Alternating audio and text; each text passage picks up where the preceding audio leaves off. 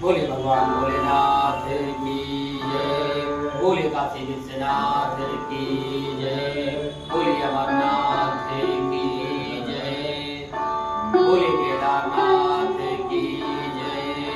बोले 12 ज्योतिर्लिंग की जय। बोले मैया गौरा की जय। बोले गणेश भगवान की जय। बोले कार्तिक भगवान की जय। बोले अखिल ब्रह्मांड की जय। बोले गौ माता की जय। बोले सत्य सनातन धर्म की जय। बोले अपने माता पिता की जय। बोले हिंदू राष्ट्र की जय। प्रेमी सज्जनों एवं माताओं बहनों, हम हिंदू सनातन धर्म की परंपरा की उसी का कुछ चीजें, कुछ क्षण, कुछ पंक्तियां आप लोगों के सामने हम रख रहे हैं।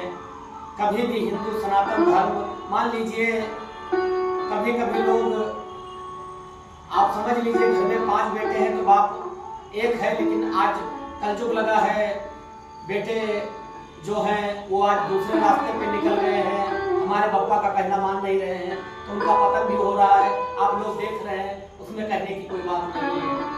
कोई भी पूजा पाठ हिंदू सनातन धर्म और संस्कृति के हिसाब से किया जाता है, छोटा से लेकर बड़ा पूजा तक।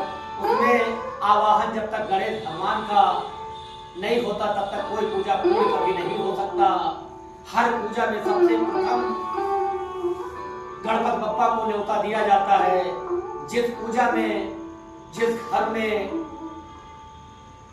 जिस साधना में गणेश भगवान का आवाहन न हो, उस घर में दरिद्रता, पितृदोष और नकारात्मक ऊर्जा ये सदैव भरी रहेगी। क्योंकि लोगों को पता है या ना पता है, जो आत्मा है, जो परमात्मा है, आत्मा नहीं होती तो परमात्मा नहीं होती। क्योंकि इस सारे ब्रह्मांड में जितनी भी शक्तियां हैं वो स्वयं के अंदर सम्मिलित हैं।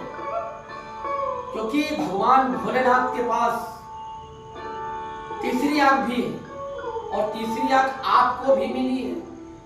क्योंकि पूरे पृथ्वी पे, पूरे ब्रह्मांड में एक चीज ऐसा ऊपर वाले ने बनाया है, मानुष तन, जिसको देखने के लिए, पाने के लिए, इस सुंदरता को चाहने के लिए ऊपर वाले भी स्वयं चाहते हैं कि इस मृत्यु लोक, क्योंकि इसको मृत्यु लोक बोला गया है,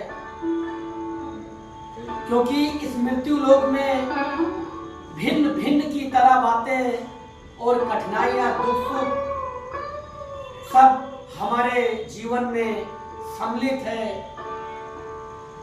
हर सनातन घरों में हर माताएं, हमारी बहनें, लोग कितना भी कुछ भी कह दें, दुनिया जानती है कि परमात्मा के सिवा एक पत्ता हिलने वाला नहीं है। फिर हम दूसरे के साथ गलत व्यवहार, अत्याचार, बेईमानी, ईर्ष्या, क्या इसी के लिए हमको भगवान भोलेनाथ इस पृथ्वी पे उतारे हैं? अरे शर्म खानी चाहिए हिंदुओं। हम एक तो नहीं कह रहे हैं, 140 करोड़ देशवासियों से कह रहे हैं, उठा लो पानी हाथ में और नाक रगड़ के मर जाओ। जो तुम अपने सांस्कृतिक और संस्कार का आप मान मर्यादा में इनके रक्षक, इनके कुल गौरव आप नहीं बन सकते, तो आपको इस पृथ्वी पर रहने का कोई अधिकार नहीं है। क्योंकि दुनिया भगवान भोलेनाथ से है और भगवान भोलेनाथ से खत्म है। क्योंकि जिसके जिंदगी में, जिसके विचार में, जिनके रोम रोम में, कण कण में भगवान भोलेनाथ वास करते हैं, उनका कभी पतन नहीं होता। जो अपने आप को चंद पैसों के लिए, हमारे पास गाड़ी है, दौलत है, बंगला है, घर है, 4 दुकानें हैं, 5 मकाने हैं, मेरे पास ये है, मेरे पास वो है। अरे क्या तुम्हारे पास कुछ नहीं है? पैदा हुए थे क्या लाए थे? लेकिन क्या जाना है? पैदा हुए थे कुछ नाम मिला था तुमको? नहीं। पैदा होने के बाद बड़े हुए, नाम से तुम जाने गए, तुम्हारा कोई पहचान नहीं है इस संसार में, क्योंकि राम नाम सत्य है, दुनिया जानती है। ब्रह्मा विष्णु महेश, हम तीन को देखते हैं, शाखा एक ही है। क्योंकि आपको स्वयं पता होना चाहिए, आम का वृक्ष चाहे एक वृक्ष लगा हो चाहे अनेक वृक्ष लगा हो, वृक्ष वृक्ष ही बोला जाएगा। क्या आम को आप नीम कह सकते हैं? नहीं। उसी प्रकार सब इंसान ही है। क्या एक वृक्ष में क्या बराबर फल लगता है? नहीं। वही वृक्ष है, वही टहनी है, वही पत्ते हैं, और क्या फल बराबर लग सकते हैं? नहीं।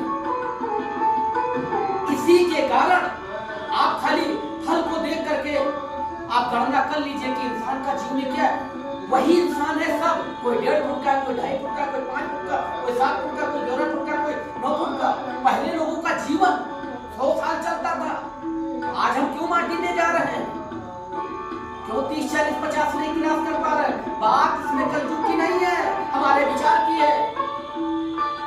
हम अपनी माँ बहन को माँ बहन समझते हैं और दूसरे माँ बहन को क्या समझते हैं? तुम समझदार हो, कहने की जरूरत नहीं है। वैसे तो भगवान भोलेनाथ हर किसी का कल्याण करते हैं। भोले बाबा बहुत दयालु हैं और बहुत अच्छे भी हैं, पूरा संसार जानता है।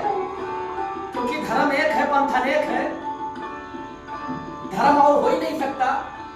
क्योंकि हमारे वेदों का और जितने भी वेद बने हैं, 6 शास्त्र 18 पुराण, इसी सब में हर किसी किताब का गठन किया गया है। थोड़ा इसमें लिया गया, थोड़ा उसमें लिया गया। आपको खुद हर चीज नॉलेज होनी चाहिए। जो भी चीजें, क्या भगवान भोलेनाथ का एक लोगों के नहीं है, पूरे ब्रह्मांड के।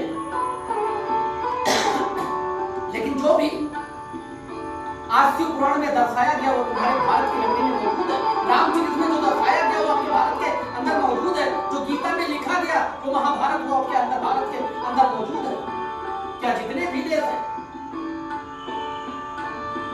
भगवान भारत में ही क्यों पैदा हुए? और कहीं भी पैदा हो सकते थे ना।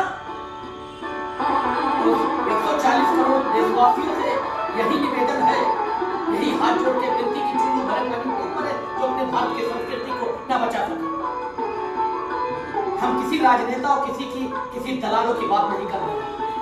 अपने आप में सक्षम है, एक हाथ में माला, एक हाथ में भाला या त्रिशूल हमारे होना चाहिए। शस्त्र अस्त्र हमारे पास 24 घंटा उपलब्ध होना चाहिए। जो जिस भाषा से समझे, जो जिस भाषा से चाहे, उस भाषा से उसको जवाब दीजिए। क्योंकि हिंदू सनातन धर्म में एक एक पंक्तियों में सब कुछ लिखा हुआ है।